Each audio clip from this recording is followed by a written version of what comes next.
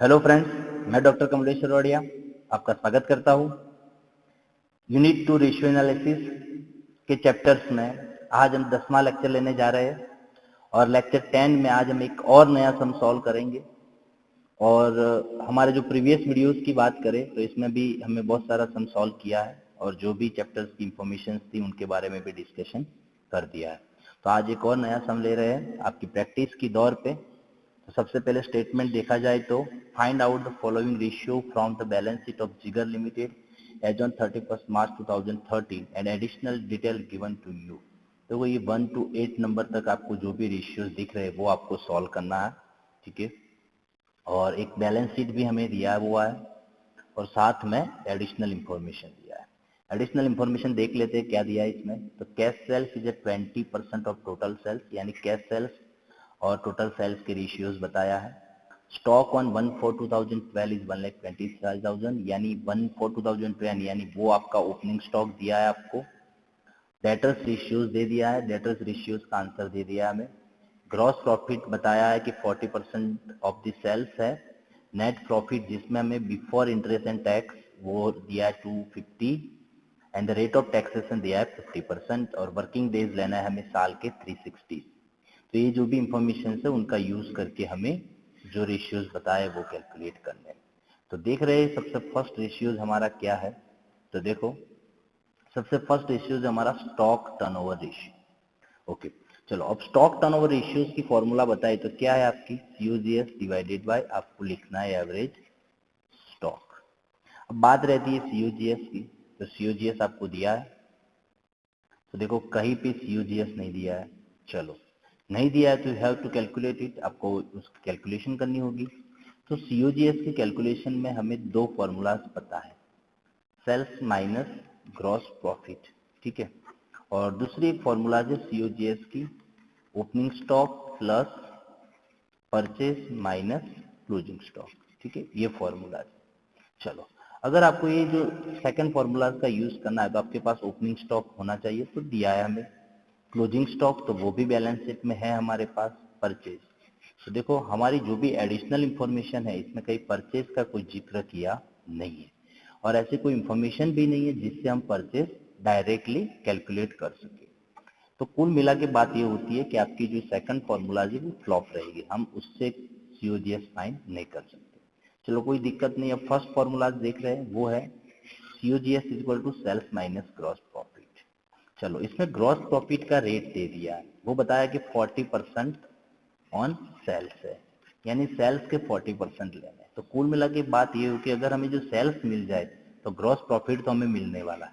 तो हमें क्या कैलकुलेट करना है, सेल्स। तो सबसे पहले देख लेते हैं कि सेल्स हम कैलकुलेट कर पाएंगे कि नहीं। तो देखो ये जो इंफॉर्मेशन है इसमें तो कैश सेल्स और टोटल सेल्स का सिर्फ रेशियोज है, तो उससे तो कोई हम सेल्स निकाल नहीं सकते। तो ऐसे कौन सी इंफॉर्मेशन है जिनके थ्रू हम सेल्स तक पहुंच सकते हैं, ठीक है। चलो तो यहाँ डेटर्स रेशियो बताया है वो कितना है, 19 डेज है। डेटर्स रेशियो कितना है, 90 डेज। तो ये डेटर्स रेशियोज के थ्रू हम क्या फाइंड कर सकते हैं, क्रेडिट सेल्स फाइंड कर पाएंगे। चलो कोई बात नहीं है, क्रेडिट सेल्स फाइंड करने से जो हमारा फर्स्ट नंबर की इंफॉर्मेशन है उससे हम कैश सेल्स निकाल देंगे और उससे मिल जाएगा हमारा टोटल सेल। तो इसी तरह हम सेल्स तक पहुंच सकते हैं। तो हम कोई रेशियोज की कैलकुलेशन स्टार्ट करें उनसे पहले हमें जो एडिशनल इंफॉर्मेशन की जरूरत है वो हम निकाल देते हैं, ठीक है। तो सबसे पहले हम क्या फाइंड करेंगे, सेल्स। तो सबसे पहले हम क्या फाइंड करेंगे, सेल्स फाइंड करेंगे, ठीक है। चलो तो हमें फर्स्ट हमारी जो कैलकुलेशन है वो किसके लिए है, तो सेल्स के लिए। चलो तो सेल्स निकालने के लिए हमारे पास कौन सी इंफॉर्मेशन है, डेटर्स रेशियोज है। तो डेटर्स रेशियोज का हम यूज करके कुछ निकाल देंगे।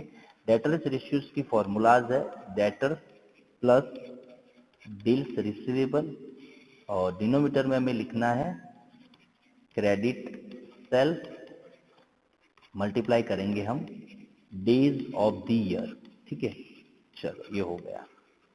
अब डेटर्स रेशियो कितना दिया है यहाँ पे, 90 डेज। तो एक इंफॉर्मेशन तो है हमारे पास, डेटर्स रेशियो यहाँ दे दिया है 90। डेटर्स एंड बिल्स रिसीवेबल, तो वो बैलेंस शीट चेक कर लेते हैं। तो बैलेंस शीट में देखें तो डेटर्स कितने हैं, 2 लाख है और बिल्स रिसीवेबल कितनी है, 50,000। चलो डेटर्स और बिल्स रिसीवेबल मिल गए 2 लाख और 50,000, तो वो लिख देते हैं डेटर्स है 2 लाख और बिल्स रिसीवेबल कितना है 50,000। चलो डेज ऑफ द ईयर, तो साल के डेज कितने लेने, तो वो भी दे दिया आपको, कितने लेने 360। चलो एक काम वो भी हो गया आपका।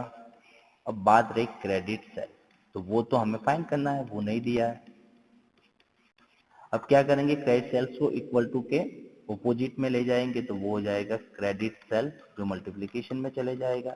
अब देखिए 2 + 50 यानी 2,50,000, 90,000 जो डिनोमिनेटर्स में चले जाएंगे और 360 इंटू 90 यानी 4 इंटू 250 यानी 10 लाख। आपका आंसर क्या हो जाएगा, क्रेडिट सेल्स का 10 लाख। तो यहाँ क्रेडिट सेल्स तो मिल गया हमें। तो देखो यहाँ आपको ये पता करना है कि भाई ऐसी कौन सी इंफॉर्मेशन है जिनके थ्रू अगर हम जाएंगे तो हमारा काम हो सकता है। तो हमें क्या मिल गया, क्रेडिट सेल्स मिल गया। अब हमें क्रेडिट सेल्स नहीं, अब क्या चाहिए, टोटल सेल्स। तो टोटल सेल्स निकालने के लिए देखो फर्स्ट इंफॉर्मेशन क्या दिया है कि cash sales is 20% of total sales. Total sales का 20% है। तो हम क्या करेंगे, यहाँ पे एज्यूम करेंगे कि suppose total sales is ₹100, assume कर दिया। चलो इसमें से माइनस कर दो कैश सेल्स, क्योंकि कैश सेल्स हमें दिया है वो कितना है, टोटल सेल्स का 20% है, तो 20 हो जाएगा। अब रिमेनिंग बचेगा 80, तो 80 क्या आ जाएगा आपका, क्रेडिट सेल्स रहेगा। चलो अब हम क्या करेंगे, तो यहाँ पे एक प्रोपोर्शनल हम लगाते हैं क्रेडिट सेल और उसके साथ हम लिखेंगे यहाँ पे टोटल सेल। चलो देखो एज पर अवर एग्जप्शन क्रेडिट सेल्स कितना है 80 है, ठीक है, तो टोटल सेल्स कितना है 100 है। अब हमारा ओरिजिनल क्रेडिट सेल्स कितना है वो हमने यहाँ काउंट कर दिया था, वो कितना है 10 लाख है, तो वो लिख देते हैं, चलो 10 लाख। तो अब आपको ये पता करना है कि टोटल सेल्स क्या हो सकता है।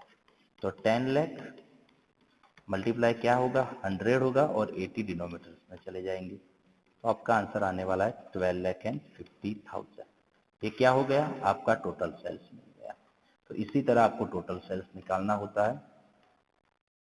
तो हमारा टोटल सेल्स का जो कैलकुलेशन है वो फिनिश हो गई, वो हमें मिल गया। अब क्या बात थी, तो हमारा जो रेशियोज था वो क्या है, स्टॉक टर्नओवर रेशियो, और इसमें फॉर्मूलाज में क्या है, सीओजीएस। तो हमें सेल्स की जरूरत नहीं है, हमें किसकी जरूरत है, सीओजीएस की। तो अब सीओजीएस निकाल देते हैं, वो इतना डिफिकल्ट नहीं रहा। अब सीओजीएस के लिए हम क्या करेंगे, तो देखते रहिए आप।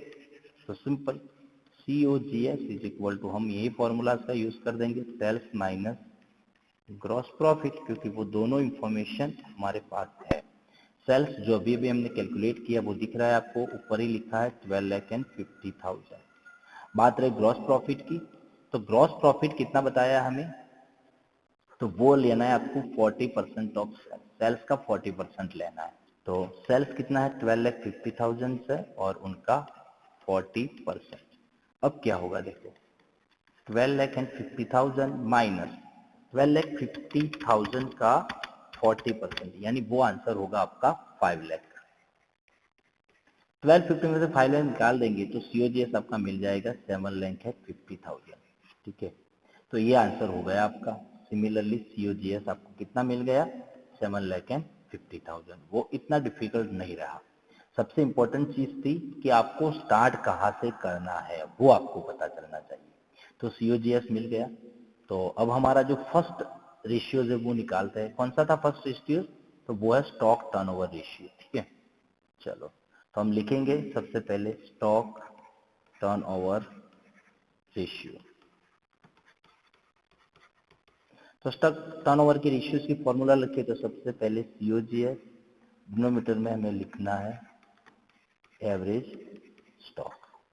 सीओजीएस अभी ही हमने निकाला, वो कितना है 7,50,000। सीओजीएस कितना है अपना 750। अब हमें जरूरत क्या हुई भी, एवरेज स्टॉक की। तो एवरेज स्टॉक तो हमारे पास नहीं है, तो कोई दिक्कत नहीं है, हम और एक कैलकुलेशन कर देंगे एवरेज स्टॉक के लिए। तो वो लिख रहे हैं एवरेज स्टॉक की फॉर्मूलाज। तो एवरेज स्टॉक की फॉर्मूलाज बहुत ही सिंपल है। इसमें होता है ओपनिंग स्टॉक और क्लोजिंग स्टॉक की एवरेज। ओपनिंग स्टॉक और क्लोजिंग स्टॉक क्या दिया है, चलो बात करें ओपनिंग स्टॉक की। तो ओपनिंग स्टॉक यहाँ दे दिया आपको 1,25,000, ठीक है। स्टॉक ऑन 1/4/2012 यानी वो ओपनिंग स्टॉक है। क्लोजिंग स्टॉक बैलेंस शीट में देख लेते हैं तो वो कितना है 1,75,000। तो दोनों का यूज करके हम एवरेज स्टॉक निकाल देंगे। चलो, ओपनिंग स्टॉक है आपका 1,25,000 और क्लोजिंग स्टॉक कितना है 1,75,000 डिवाइडेड बाई 2, ये आंसर होगा 3 लाख डिवाइडेड बाई 2 यानी 1,50,000। चलो, ये क्या मिल गया आपका एवरेज स्टॉक मिल गया। अब ये एवरेज स्टॉक जो भी है वो एवरेज स्टॉक को हम फॉर्मूलाज में लिखेंगे और आंसर हमारा मिल जाएगा। तो एवरेज स्टॉक हमें लिखना है 1,50,000, तो आंसर क्या होगा 75 डिवाइडेड बाई 15 यानी 5 टाइम्स। आंसर होगा 5 टाइम्स, यानी आपका जो स्टॉक का रोटेशन है ड्यूरिंग द ईयर कितनी बार होता है 5 टाइम्स होता है। उससे हम ये पता कर सकते हैं कि हमारी जो प्रोडक्टिविटीज है, हमारी इफिशियंसी है वो किस टाइप की है, ठीक है। चलो, एक आंसर आपका हो गया। अब हमें सेकंड आंसर देखना है। सेकंड आंसर क्या है आपका, तो वो है प्रोप्राइटरी रेशियो, ठीक है। चलो, सिंपल। सबसे पहले प्रोप्राइटरी रेशियोज की फॉर्मूला आपको याद होनी चाहिए।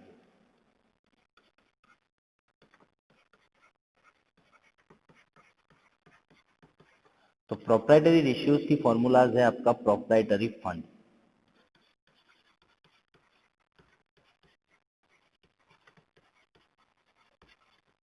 डिवाइडेड बाय हम लिखते हैं टोटल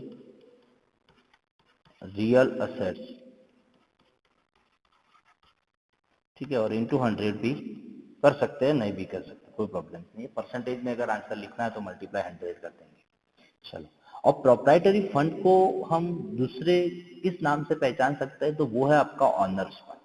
प्रोप्राइटरी फंड का मतलब होता है ऑनर्स फंड।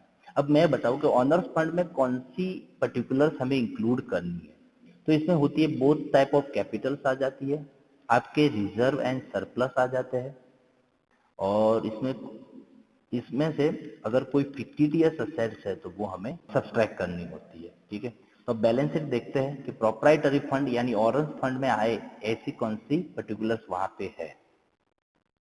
तो फिर से हम बात करें ऑनर्स फंड की, देखो तो इसमें दोनों कैपिटल आ जाएगी, सिंपल। जनरल रिजर्व यानी वो क्या है रिजर्व एंड सरप्लस है तो वो भी आ जाएगा। पीएनएल अकाउंट तो it is a part of reserve and surplus तो वो भी आएगा। डिबेंचर नहीं आएगा क्योंकि वो क्या हो गई आपकी लॉन्ग टर्म लोन हो गई यानी लॉन्ग टर्म डेब्ट है। क्रेडिटर्स वो करंट लिएबिलिटीज है, बिल्स पेबल करंट लिएबिलिटीज है, प्रोविडेंट फंड करंट लिएबिलिटीज है, बैंक ओवरड्राफ्ट करंट लिएबिलिटीज है, आउटस्टैंडिंग एक्सपेंस भी करंट लिएबिलिटीज है। यानी ये जो फर्स्ट और जो पर्टिकुलर्स है वो आपके ऑनर्स फंड का हिस्सा है। इसमें से एक चीज हमें देख लेनी है कि अगर कोई फिक्टिटियस है, अगर कोई फिक्टिटियस असेट्स है तो हमें वो सब्सट्रैक्ट करनी है। तो यहाँ फिक्टिटियस असेट्स में क्या है एक डिबेंचर डिस्काउंट है तो वो हम सब्सट्रैक्ट कर देंगे। ओके, तो देखो ये पॉइंट हम लिख नहीं रहे, डायरेक्टली कैलकुलेशन लिखता हूँ, आपको याद रखना है। तो प्रोप्राइटरी फंड में पहले आएगी इक्विटी कैपिटल जो 4 लाख है, प्रेफरेंस कैपिटल भी आएगी वो 250 है, और पीएनएल अकाउंट जो 1,70,000 है, और जनरल रिजर्व जो बीच में छूट गया वो है 2 लाख, ठीक है। टोटल हो गया 10,20,000। इसमें से डिबेंचर डिस्काउंट कितना है 5,000, वो सब्सट्रैक्ट कर देंगे। तो आपका आंसर मिलने वाला है हमें 10,15,000। कितना मिलने वाला है 10,15,000। चलो, एक काम हमारा हो गया, तो वो सिंपल सी चीज है। अब हमें क्या फाइंड करना है टोटल रियल असेट्स। तो बैलेंस शीट देखते हैं। तो टोटल रियल असेट्स में हमें क्या करना है, तो जो भी हमारे असेट्स है उनका टोटल यानी वो कितना है 15 लाख है। असेट्स का टोटल कितना है 15 लाख है। चलो, इसमें से हम क्या करेंगे तो फिक्टिटियस असेट्स को माइनस कर देंगे। तो फिक्टिटियस असेट्स यहाँ पे एक ही है डिबेंचर डिस्काउंट, तो वो हमें सब्सट्रैक्ट कर देना है, ठीक है। तो 15 लाख में से 5,000 निकाल देंगे तो फिर क्या आंसर रहेगा 14,95,000। कितना रहेगा 14,95,000 इंटू 100। चलो, अब हमें सिर्फ सिंप्लीफिकेशन देना है। 10,15,000 डिवाइडेड बाय 14,95,000 इंटू 100।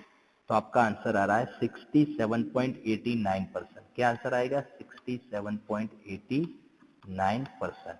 तो ये क्या शो कर रहा है, तो इसमें ये शो कर रहा है कि आपकी जो टोटल रियल असेट्स है इसमें आपका ऑनर्स फंड कितना हुआ है, आपने जो इन्वेस्टमेंट किया है इसमें ऑनर्स फंड का हिस्सा कितना है, तो 67.89% है। जो रिमेनिंग पार्ट है वो आपका डेप्ट फंड होगा, ठीक है। तो इसी तरह से हम प्रोप्राइटरी रेशियो कैलकुलेट कर सकते हैं। और आगे देखते हैं हमारा थर्ड वन रेशियोज। तो थर्ड वन रेशियोज क्या है हमारा, करंट रेशियोज। तो सबसे सिंपल रेशियोज है आपका करंट रेशियोज है या फिर लिक्विड रेशियोज है, वो बहुत ही सिंपल रहता है, आराम से हमें इसमें पता चल सकता है। चलो तो 3 नंबर में लिख रहे हैं हम करंट रेशियो। करंट रेशियोज की फॉर्मूला क्या रहेगी, current assets divided by current liabilities. देख रहे हैं बैलेंस शीट में करंट लिएबिलिटीज कौन सी है। चलो देखो, सबसे पहले लैंड बिल्डिंग वो फिक्स एसेट्स है, मशीनरी फिक्स एसेट्स है, टेम्पररी इन्वेस्टमेंट तो वो करंट एसेट्स है, ठीक है। सिर्फ इन्वेस्टमेंट है तो फिक्स में लेना है, लेकिन यहाँ पे टेम्पररी इन्वेस्टमेंट है तो वो क्या हो गया, आपकी करंट एसेट्स हो गए। Stock current assets, debtors, prepaid expense, advance tax, bills receivable, cash balance, bank balance, debenture discount नहीं आएगा। तो उनका मतलब ये हुआ कि टेम्पररी इन्वेस्टमेंट से लेके बैंक बैलेंस तक सारी जो भी एसेट्स है वो करंट एसेट्स, ठीक है। तो करंट एसेट्स का टोटल निकाल देते हैं। देखो सबसे पहले टेम्पररी इन्वेस्टमेंट 270, फिर है क्या स्टॉक 175, इसके अलावा डेटर्स वो है 2 लाख, फिर प्रीपेड एक्सपेंस 30,000, फिर advance income tax 80,000, bills receivable 50,000, cash balance 20,000 और बैंक बैलेंस 40,000। तो वो हो रहा है 8,65,000। तो एक बार लिख देते हैं वो 8,65,000। करंट एसेट्स कितनी हुई, 8,65,000। चलो बात करते हैं करंट लिएबिलिटीज की। तो करंट लिएबिलिटीज में देख रहे हैं, करंट लिएबिलिटीज में कौन से एसेट्स कौन सी लिएबिलिटीज आएगी। देखो इक्विटी कैपिटल नहीं आने वाली, प्रेफरेंस कैपिटल नहीं आएगा, रिजर्व नहीं आएगा, पीएनएल नहीं आएगा, डिबेंचर वो भी लॉन्ग टर्म है वो नहीं आएगा। करंट लिएबिलिटीज में क्या आएगा, तो creditors, bills payable, provident fund, bank overdraft and outstanding expense, यानी ये चीज इसमें आने वाली है। चलो अब टोटल करें 1 लाख, 150, 180, 220 एंड 230 कितनी होगी, 2,30,000। तो करंट लिएबिलिटीज हो रही है 2,30,000। तो वो लिख रहे हैं वे। चलो 2,30,000। अब आंसर निकाल देते हैं। तो आंसर क्या आएगा, 8,65,000 डिवाइडेड बाई 2,30,000। तो आंसर आ रहा है आपका 3.76, 3.76 ये आपका आंसर है। तो उसी तरह आपको जाना है। तो बहुत ही सिंपल काम है, इसमें कुछ डिफिकल्टीज नहीं होती है। ओके चलो हमारा जो नेक्स्ट रेशियोज है उनके बारे में देखें तो वो क्या है। आपका नेक्स्ट रेशियोज है अब लिक्विड रेशियोज। क्या है, लिक्विड रेशियोज। तो और भी सिंपल है लिक्विड रेशियोज, उनकी भी फॉर्मूलाज लिख देते हैं पहले। तो liquid ratio is equal to, हमारी फॉर्मूला रहती है लिक्विड असेट्स और डिनोमिनेटर्स में हम लिखेंगे लिक्विड लिएबिलिटीज। चलो लिक्विड लिएबिलिटीज का मतलब क्या होता है, तो करंट असेट्स, इसमें से हमें क्या सब्सट्रैक्ट करना होता है, स्टॉक। और लिक्विड लिएबिलिटीज का मतलब होता है करंट लिएबिलिटीज और इसमें से हमें सब्सट्रैक्ट करना है बैंक ओवरड्राफ्ट। करंट असेट्स और करंट लिएबिलिटीज की बात करें तो वो तो हमने अभी ऊपर लिखी है। चलो करंट एसेट्स कितनी है, तो 8,65,000, वो हमें ऊपर जो करंट रेशियोज है इसमें कैलकुलेट की है। और करंट लिएबिलिटीज कितनी है, 2,30,000। ये दोनों तो मिल गया हमें। अब क्या बात करना है, स्टॉक एंड बैंक ओवरड्राफ्ट। तो देख लेते हैं स्टॉक कितना है। चलो देखो यहाँ स्टॉक है 1,75,000, ठीक है। और बैंक ओवरड्राफ्ट कितना है, 40,000। सब्सट्रैक्ट करना है स्टॉक कितना 175, बैंक ओवरड्राफ्ट 40। चलो वो लिख रहे हैं। तो स्टॉक है आपका 175 और बैंक ओवरड्राफ्ट कितना है 40,000। क्या आंसर मिलेगा, देखो 8,65,000, इसमें से सब्सट्रैक्ट करेंगे 1,75,000, तो आपका आंसर आ रहा है 6,90,000। और 230 माइनस 40 यानी 1,90,000। तो अब क्या आंसर बचेगा हमारा, लेकिन वो आंसर आ रहा है 3.63, 3.63 प्रपोर्शन टू 1, ये हो गया आपका। तो ये आपका लिक्विड रेशियोज का आंसर है। और वो शो कर रहा है कि आपकी जो लिक्विड असेट्स है वो लिक्विड लिएबिलिटीज की कंपेयर में कितनी टाइम से। तो नेक्स्ट रेशियोज हमारा क्या है वो देख रहे हैं। देखो 5th नंबर में rate of return on capital employed. Rate of return on capital employed, तो वो भी हम लिखेंगे 5 नंबर में। वो है आपका rate of return on capital employed. चलो, तो उनकी फॉर्मूलाज है, rate of return on capital employed है तब आपको लिखना है profit before interest and tax. Denominators में हम लिखेंगे कैपिटल एम्प्लॉयड, मल्टीप्लाई 100 कर देंगे। चलो, profit before interest and tax के बारे में क्या बताया है देख लेते हैं। Profit before interest and tax के बारे में तो यहाँ बताया, देखो, net profit before interest and tax, यानी वो चीज हमारे पास है, हमें कोई कैलकुलेशन की जरूरत नहीं है। तो एक काम हमारा हो गया, प्रॉफिट बिफोर दिया हमें वो 2,50,000। अब हमें फाइंड करना है कैपिटल एम्प्लॉयड। तो कैपिटल एम्प्लॉयड के लिए हम बैलेंस शीट में चले जाते हैं, कौन सी चीज आएगी देख रहे हैं। चलो, कैपिटल एम्प्लॉयड का मतलब होता है total investment are made in a company. Capital employed में हम क्या लेंगे, तो दोनों कैपिटल्स आ जाएगी, रिजर्व सरप्लस के बैलेंस आ जाएंगे, डिबेंचर आ जाएंगे, अगर लॉन्ग टर्म लोन है तो वो भी आएगी, ठीक है। लेकिन ये जो सारी है वो करंट लिएबिलिटी से वो नहीं आएगी। तो हमारे इस सब में क्या आएगा, equity share capital, preference share capital, general reserve, PNL, debenture. और एक चीज याद रखनी है, अगर 50 असेट्स है तो वो हमें सब्सट्रैक्ट करनी होगी। तो यहाँ पे डिबेंचर डिस्काउंट क्या है, वो है आपके लिए 50 असेट्स, तो वो आपको सब्सट्रैक्ट करना होगा। तो अब कैपिटल एम्प्लॉयड कितनी होगी, तो फिर से टोटल कर रहे हैं, देखो, इक्विटी कैपिटल आएगी, इसके अलावा प्रेफरेंस कैपिटल 250, जनरल रिजर्व वो 2 लाख, पीएनएल आएगा 170 और डिबेंचर आएगा 250, यानी टोटल हो रहा है 12,70,000। लेकिन इसमें से डिबेंचर डिस्काउंट 5,000 में सब्सट्रैक्ट करना है, तो कैपिटल एम्प्लॉयड मिलेगी हमें 12,65,000। कितनी मिलेगी, 12,65,000, 12,65,000 इंटू 100। चलो, अब आंसर निकाल रहे हैं हमारा, तो 2,50,000 डिवाइडेड बाई 12,65,000 इंटू 100, तो आपका आंसर आ रहा है 19.76%। कितना आंसर आ रहा है, 19.76%। तो आपकी जो टोटल इन्वेस्टमेंट है उस पर आपका रेट ऑफ अर्निंग कितना है, तो वो है 19.76%। तो उसी तरह आप कैलकुलेशन कर सकते हैं, ठीक है। चलो, अब नेक्स्ट जो भी हमारा रेशियोज है उस पर हमें आगे जाना है, तो वो है आपका rate of return on equity capital. क्या है, rate of return on equity capital, तो वो लिख रहे हैं rate of return on equity capital. तो इक्विटी कैपिटल बताया तो आपकी फॉर्मूलाज रहेगी PAT minus preference dividend. Denominators में हम लिखेंगे इक्विटी शेयर कैपिटल और मल्टीप्लाई कर देंगे 100। चलो, अब पीएटी कितना है आपके पास, प्रॉफिट आफ्टर टैक्स, तो वो तो बताया नहीं है। तो यहाँ पे तो क्या दिया आपको, बिफोर इंटरेस्ट एंड टैक्स दिया है। आपको क्या चाहिए, पीएटी चाहिए, प्रॉफिट आफ्टर टैक्स चाहिए। तो ये जो भी प्रॉफिट है इसमें से हमें इंटरेस्ट और टैक्स वो दोनों चीज सब्सट्रैक्ट करनी होगी।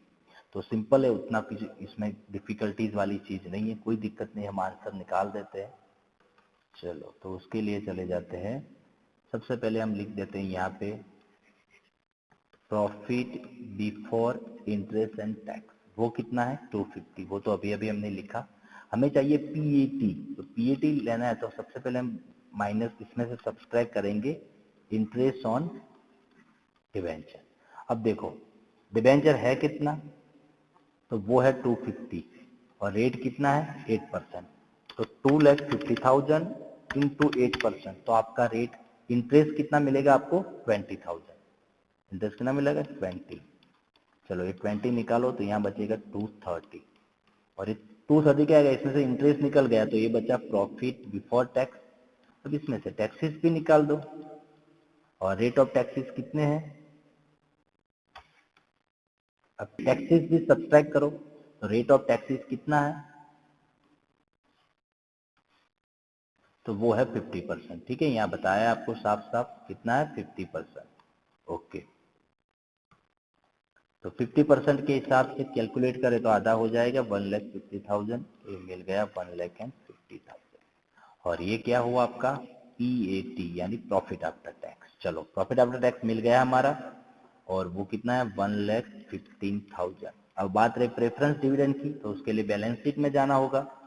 बैलेंस शीट में देखो प्रेफरेंस कैपिटल कितनी है 250 की और रेट कितना है 10%।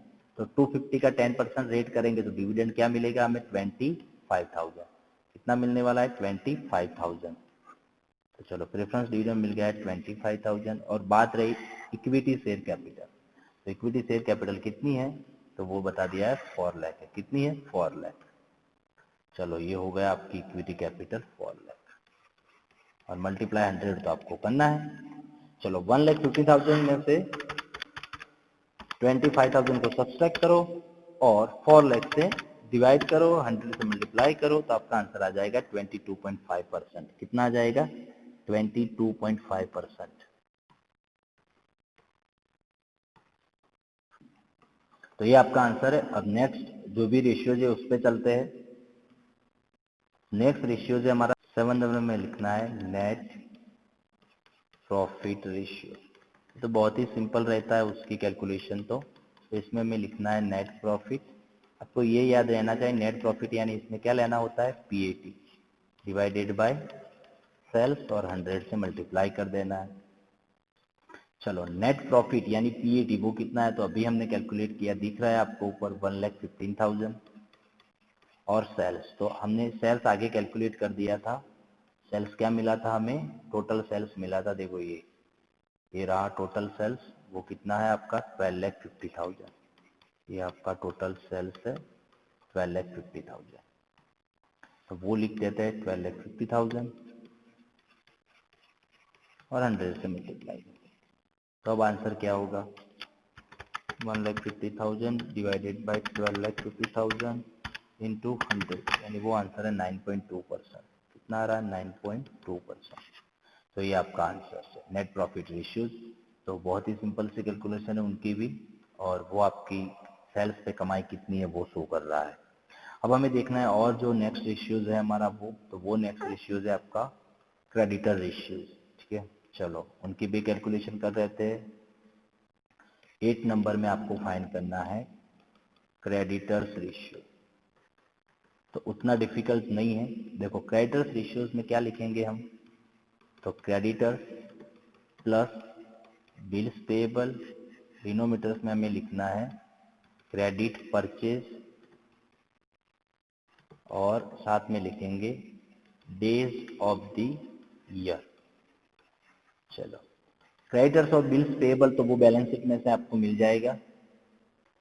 तो क्रेडिटर्स 1 लाख है और बिल्स पेएबल है 50, तो वो दोनों तो हम लिख देते हैं।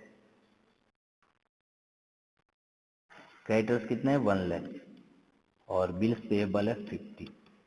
डेज भी कितने लेने हैं 360, वो एडिशनल इंफॉर्मेशन में बताया था। बात रही क्रेडिट परचेज की, तो हम एडिशनल इंफॉर्मेशन चेक करें। देखो एडिशनल इंफॉर्मेशन में कहीं भी ऐसी कोई इंफॉर्मेशन नहीं है जहां से हमें क्रेडिट परचेज मिल सके। तो क्रेडिट परचेज हमें फाइंड करना होगा। तो क्रेडिट की तो बात छोड़ो, सबसे पहले हम परचेज फाइंड करेंगे। ठीक है और क्रेडिट परचेज के बारे में कोई इंफॉर्मेशन नहीं दी तो फिर हम क्या सोचेंगे कि जो भी परचेज है वो सारे के सारा क्या है क्रेडिट है, ऐसा हम मान लेंगे। तो हमें परचेज फाइंड करना है। तो आपको सोचना होगा कि परचेज फाइंड करने के लिए हमारे पास अब कौन सी जो इंफॉर्मेशन है वहां से हम निकाल सकते हैं।